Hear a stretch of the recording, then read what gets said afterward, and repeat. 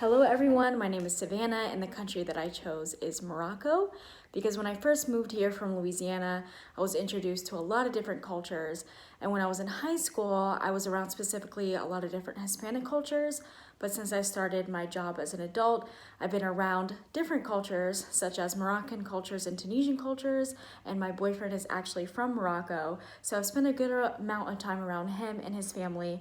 So I thought I would have a little bit of insight and knowledge about the culture already, and I would like to know more as well. But I have come to realize that I'm aware of some things, but some things have definitely changed for the Moroccans that are more Americanized.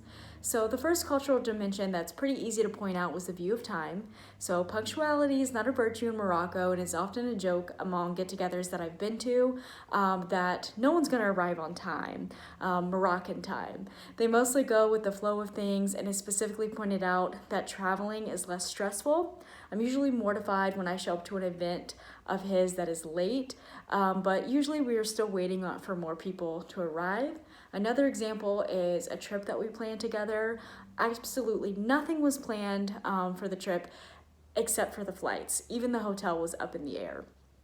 I feel like this can be really beneficial in some ways, but there can definitely be a downfall, specifically how maybe they affect how it affects the way they conduct business.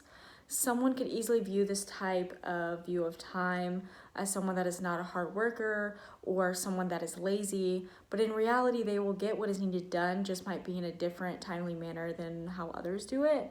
I've seen firsthand how this can affect the relationship between someone of that culture and their manager. To share a personal example, my boyfriend is known for being very consistent on showing up late to work and is very easygoing with his daily tasks, to the point where it is actually a running joke that my boyfriend goes to work just to not do anything, when in reality he actually does a lot of work, just in a different way than others do. The Moroccan culture also has a higher than average power distance. Cultures that have a higher power distance tend to ascribe a rightful place for each person in the order within a hierarchical organizational structure, and they don't usually challenge or question authority. So Morocco is a hierarchical society, and decisions come from the top down. For example, any direct confrontation with a Moroccan could cause a loss of face and hence shame for their family, thereby potentially dooming their future relationship. So any conflict or confrontation should try to be avoided, and usually Moroccans respond better to indirect communications because saving face is very important. Even hand gestures can have a meaning, and some can be actually very disrespectful or even mean a slur or shame. Also, direct eye contact can be acceptable. However, the lower the person on the social ladder, the less likely that there will be more eye contact, or even direct communication.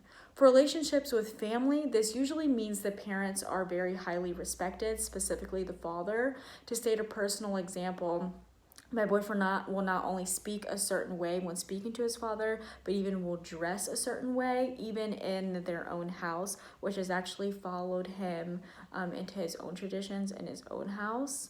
What his father says usually goes, because he's highly respected, and the word no is not usually an option as an answer.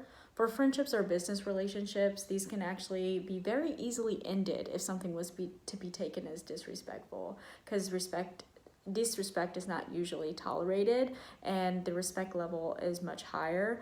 I've actually seen that happen between many coworkers, and it would be a different reaction than me as an American reacting towards it.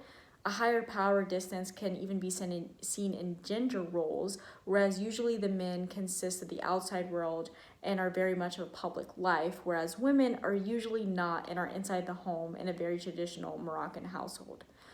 Now, learning about these different cultural dimensions can really help me understand more about the people around me, and reading specifically about Morocco has even helped me gain a better understanding of some of the actions of my friend, my coworkers, and my family.